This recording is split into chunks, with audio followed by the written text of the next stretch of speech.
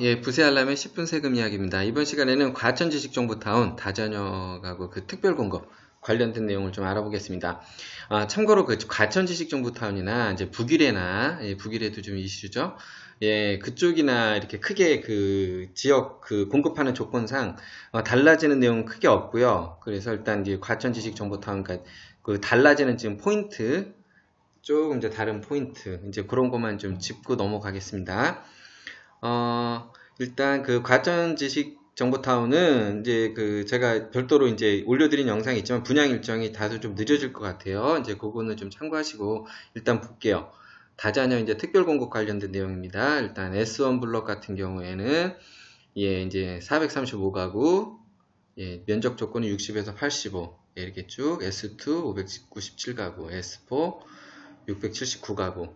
자, 그리고 S5 블럭, 그리고 S6 블럭, 예, 이렇게 659가구. 이건 제가 일반 분양에서 다뤘기 때문에 일단 이거는 그냥 빨리 넘어갈게요.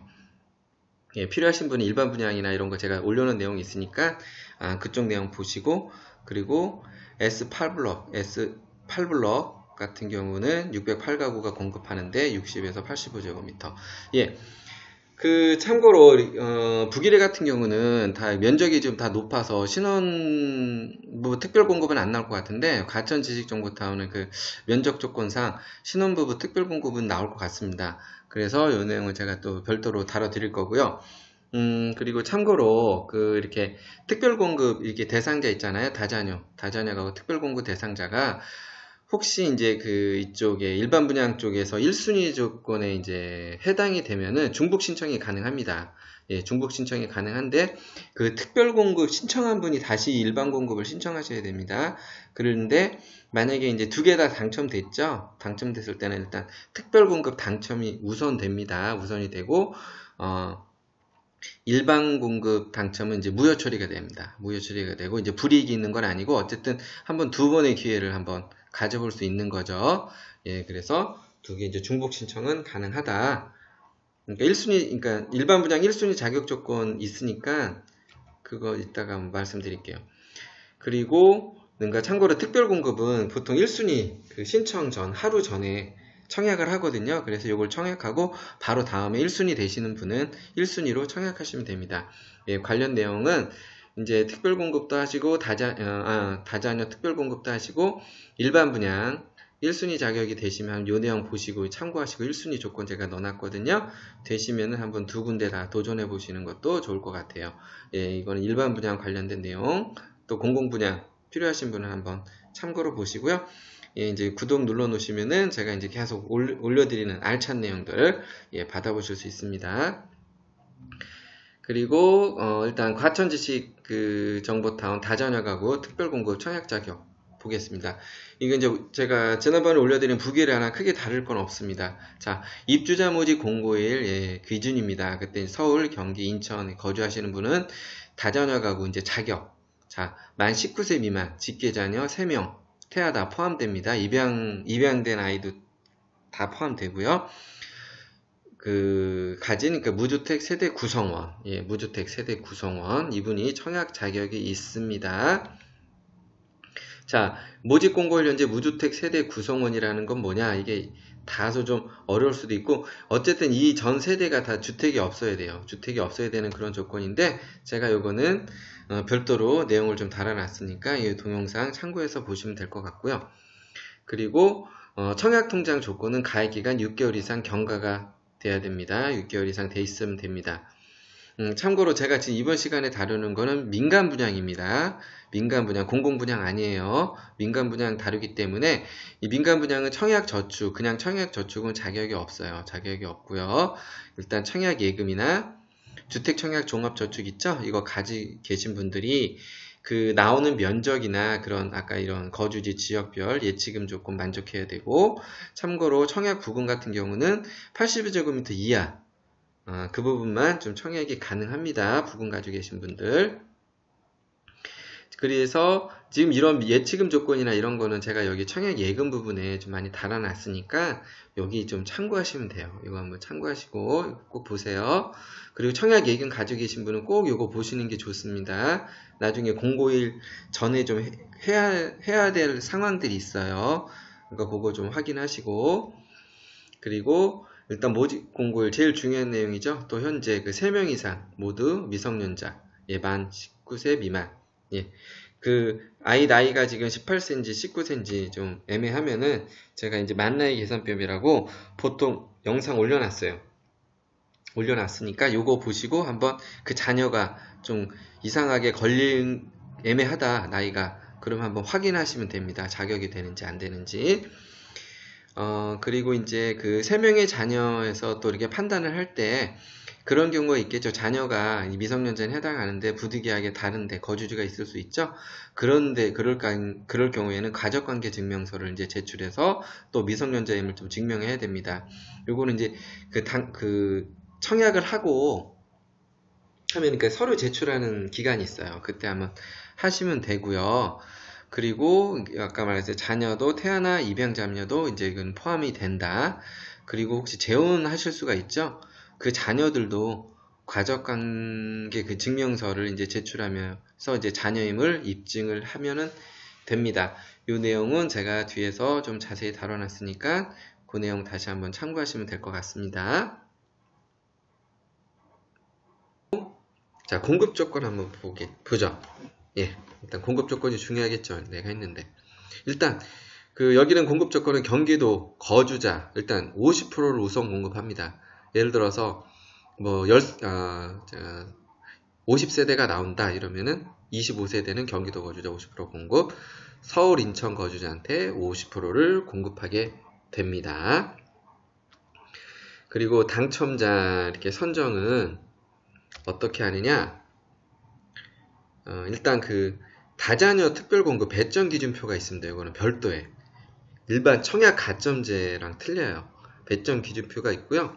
이런 식으로 되어 있습니다. 총 이건 배점 만점이고 미성년 자녀 수가 몇 명이냐, 그 중에 영유아 만 6세 미하 몇 명이냐, 이렇게 해서 가입 기간이 어떻게 이래서 100점 만점입니다. 이 내용은 제가 여기 한꺼번에 어려우니까 이 배점 기준표 별도로 제가 준비를 할 겁니다. 예, 그래서 그때 이 영상 확인하시면 되고요. 예, 이제 이렇게 구독 같은 거 눌러 놓으시면 바로 보실 수 있습니다. 그리고 자, 이렇게 해서 일단 돌리죠. 시뮬레이션 이제 돌려서 만약에 점수가 같았어요. 같으면은 같을 수가 있겠죠. 그럴 때는 어떻게 산정을 하느냐? 예, 첫 번째로는 미성년 자녀 수가 많은 분이 이제 되는 겁니다. 어쨌든 점수를 다 돌렸는데 미성년 자녀 수가 이제 같은 점수일 때는 우선순위입니다. 미성년 자녀 수가 많으면은 일단 점수를 먼저 따지는 거예요. 그럴 때 이제 1순위 먼저 당첨의 기회가 있고 이것도 똑같다.